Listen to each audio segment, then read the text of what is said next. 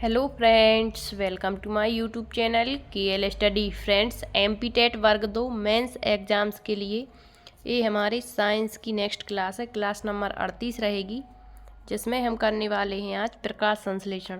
ठीक है, तो यह भी आपके जो जीवों का 5 जगत वर्गीकरण होता है, तो उसमें जो पादप जगत होता है उसी के अंतर्गत ये आपका चैप्टर आ जाता है, प्रकाश संश्लेषण। और इसके बाद रहेगा आपका श्वसन। ठीक है, तो इनसे क्वेश्चन काफ़ी पूछे जाते हैं और क्या कुछ क्वेश्चन पिछले पेपर्स में पूछे गए वो भी हम यहाँ पर देखेंगे। ठीक है, तो इससे पहले हमारे 37 लेक्चर हो चुके हैं, जिनकी प्लेलिस्ट बनी हुई है। यदि आप देखना चाहते हैं तो प्लेलिस्ट में जाकर के सारे सेशंस देख सकते हैं एमपी टेट वर्ग 2 मेंस एग्जाम्स के लिए। ठीक है, तो आइए स्टार्ट करते हैं। प्रकाश संश्लेषण, फोटोसिंथेसिस क्या होता है। तो ये तो सभी को पता है कि प्रकाश संश्लेषण जो है, हरे पेड़ पौधे जो होते हैं वो सूर्य प्रकाश की उपस्थिति में क्लोरोफिल के माध्यम से अपना जो भोजन है वो बनाते हैं।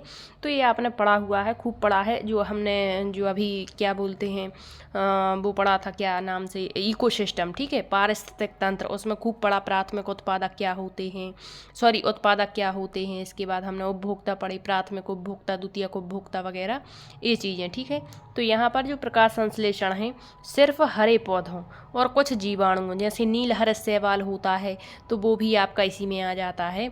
तो हरे पौधों और कुछ जीवाणुओं में घटित होने वाली वह क्रिया है जिसमें पौधे के जो हरे भाग हैं, जैसे पत्तियाँ हो गई, ठीक है, तो सौर ऊर्जा को ग्रहण करके वायुमंडल से ली गई कार्बन डाइऑक्साइड तथा भूमि से अवशोषित जल के द्वारा कार्बोहाइड्रेट का निर्माण करते हैं। ठीक है, इस प्रक्रिया में ऑक्सीजन एवं जल जो होता है वो सहायक उत्पादक बाय प्रोडक्ट के रूप में निष्कासित होते हैं। तो एक क्वेश्चन तो आपका प्रीवियस यही था कि प्रकाश संश्लेषण की प्रक्रिया में सहायक उत्पादक होते हैं। अब ऑप्शन में दिया गया था, फर्स्ट दिया था ऑक्सीजन एवं जल, मतलब CO2, और जल दिया गया था मतलब H2O, ऐसे ऑप्शन थे। सेकंड दिया था आपका, यहाँ O2 होगा, ठीक है, O2 और H2O, फिर दिया था CO2 + H2O मतलब कार्बन डाइऑक्साइड और जल। तो इस पर कन्फ्यूज हो जाते हैं, तो याद रखना है आपको, जो ऑक्सीजन होती है और आपका जो जल होता है ये सहायक उत्पादक होते हैं। नेक्स्ट है, यह क्रिया हरित लवक या पर्णहरित, जिसे कहते हैं क्लोरोफिल, इसकी उपस्थिति में संपन्न की जाती है। या हम इसको कैसे इसकी डेफिनेशन बना सकते हैं कि प्रकाश संश्लेषण वह उपापचयी क्रिया है जिसमें पौधों के हरे क्लोरोफिल युक्त भाग सूर्य की ऊर्जा की उपस्थिति में सरल अकार्बनिक पदार्थ, अब हम आपको ये बता चुके हैं कि अकार्बनिक पदार्थ क्या होते हैं और कार्बनिक पदार्थ क्या होते हैं। ठीक है, तो अकार्बनिक पदार्थ जैसे कार्बन डाइऑक्साइड क्लोरोफिल युक्त जल द्वारा कार्बोहाइड्रेट्स का निर्माण करते हैं तथा ऑक्सीजन गैस उत्पाद के रूप में बाहर निकालते हैं। अकार्बनिक मतलब जिनमें कार्बन नहीं होता। ये बात अलग है कि कुछ एक दो इसके अपवाद देखने को मिल जाते हैं। ठीक है, जैसे एक तो कार्बन डाइऑक्साइड ही हो जाता है इसका अपवाद। अब देखिए, इसका समीकरण खूब पूछा जाता है, तो ये थोड़ा सा यहाँ पर इस तरीके से आप समझेंगे। ये हो जाएगा आपका 6CO2, इस तरीके से लिखा है, + 12H2O।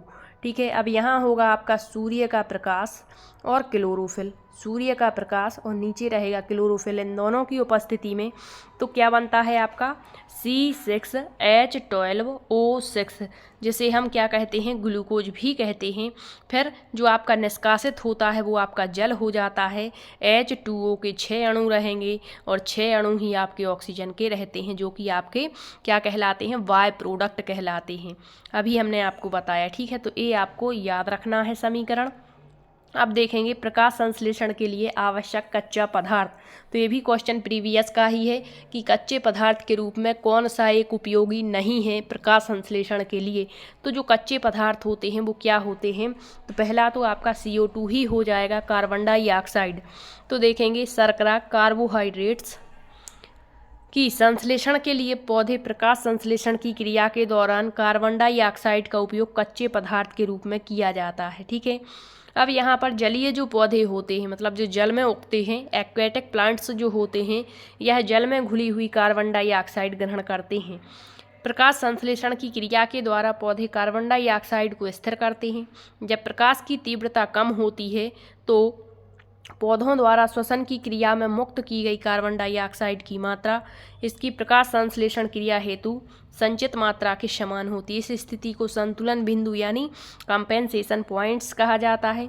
रात्रि के समय पौधे प्रकाश संश्लेषण की क्रिया नहीं करते हैं, बल्कि संचित पदार्थ का उपापचयन करते हैं और कार्बन डाइऑक्साइड छोड़ते हैं। इसका मतलब आप समझे, आप जो यहाँ प्रकाश संश्लेषण पढ़ते हैं तो उसमें जो कच्चा पदार्थ होता है उसमें आपके एक तो कार्बन डाइऑक्साइड होता है और दूसरा जल होता है। अब जो कार्बन डाइऑक्साइड होता है यह कच्चे पदार्थ के रूप में इस्तेमाल किया जाता है, और यह जो होता है जलीय जो पौधे होते हैं, जलीय पौधे कौन कौन से होते हैं आप एक बार कमेंट्स के माध्यम से बताएंगे। ये हमने पढ़ा था पहले, जब हम क्या पढ़ रहे थे, जड़ की संरचना, तने की संरचना, ठीक है।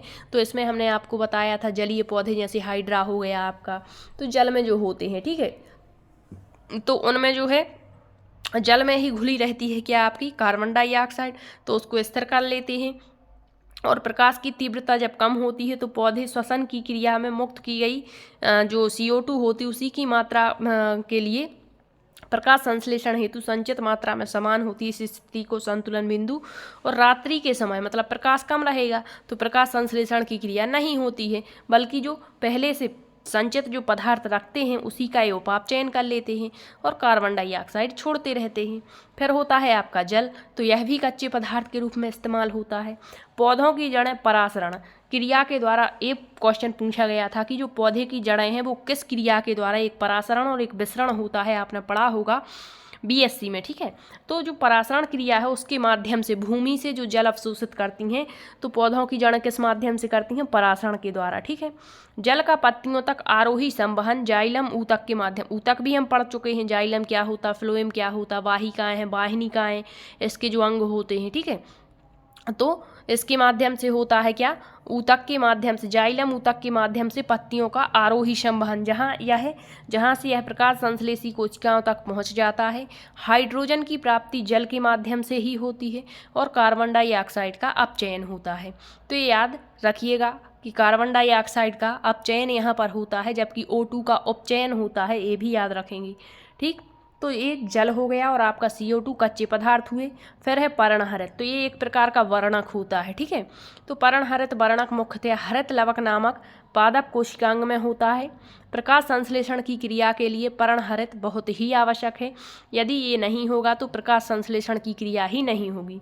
दूसरे शब्दों में प्रकाश संश्लेषण क्रिया का केंद्र माना जाता है पर्णहरित। तो ये भी पूछ लेंगे क्वेश्चन कि प्रकाश संश्लेषण क्रिया का केंद्र माना जाता है, ऑप्शन देंगे पर्णहरित, दूसरा दे दिया कार्बन डाइऑक्साइड, तीसरा दे दिया जल। तो आपको ऐसा लगेगा कि ये सभी उपयोगी हैं, लेकिन सबसे ज़्यादा जो केंद्र माना जाता है जिसके माध्यम से ही प्रकाश संश्लेषण हो रहा है वो आपका पर्णहरित है।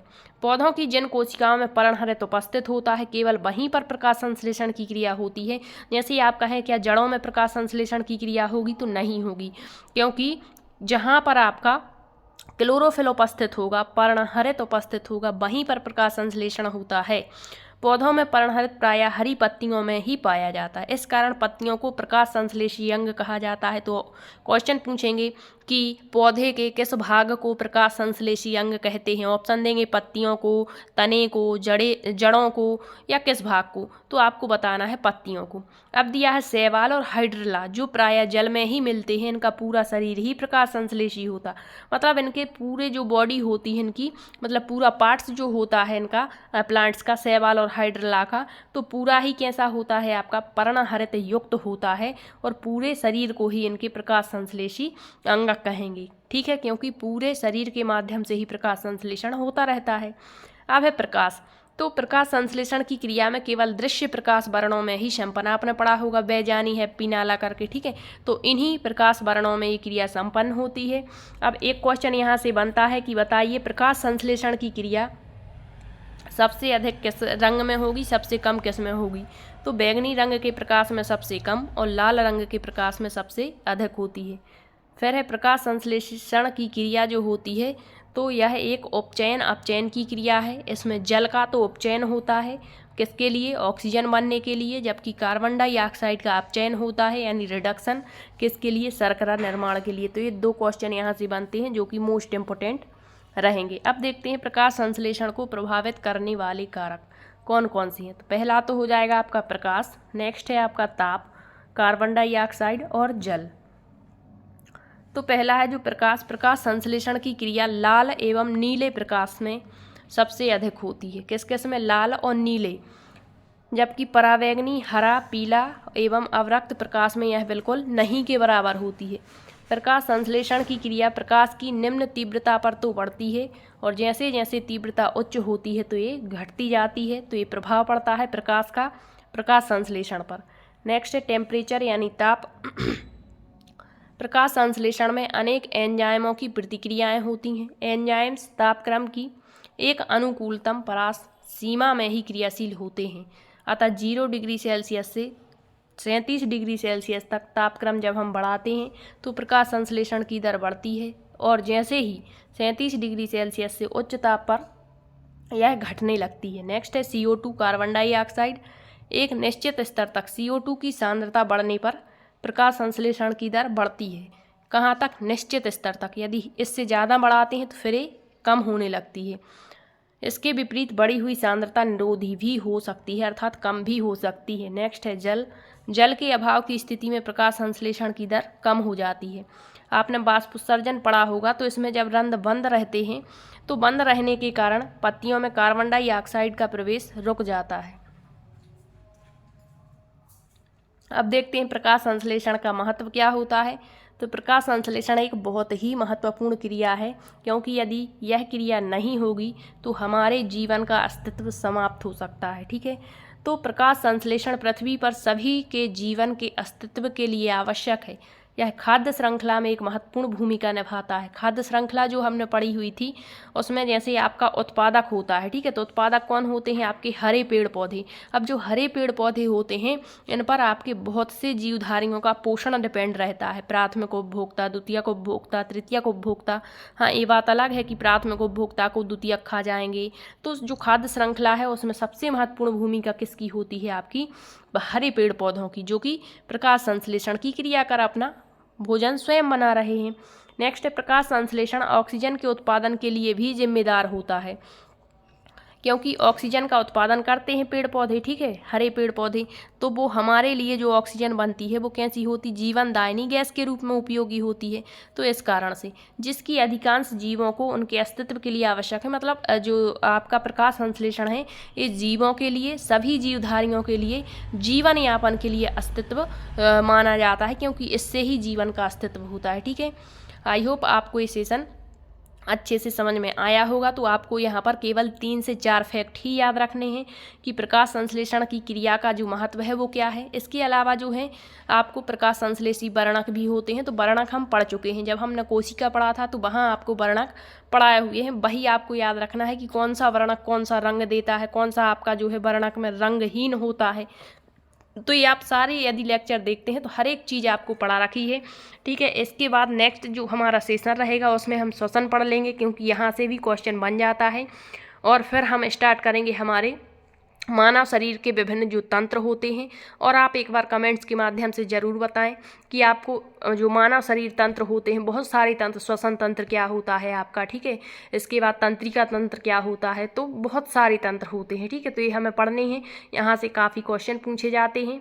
और यदि आप एक पढ़ना चाहते हैं तो कमेंट्स के माध्यम से ज़रूर बताएं, या फिर हम केमिस्ट्री या फिजिक्स स्टार्ट करेंगे, क्योंकि बायोलॉजी के केवल यही तंत्र रह गए जो कि बहुत बड़ा एक चैप्टर होता है अपने आप में, तो उसमें समय लग सकता है। ठीक है, और अभी आपका नोटिफिकेशन भी नहीं आया है, तो आप हर चीज़ को अच्छे से क्लियर यहाँ पर कर सकते हैं। और आप जो है पात्रता परीक्षा जो हुई थी उसके लिए भी हमने बहुत सारे लेक्चर डाले हुए थे, तो वो भी ज़रूर देख लें प्लेलिस्ट में, आपको बहुत ही उनसे बेनिफिट होगा।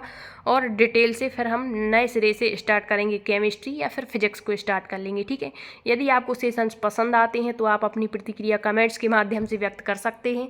तब तक के लिए धन्यवाद।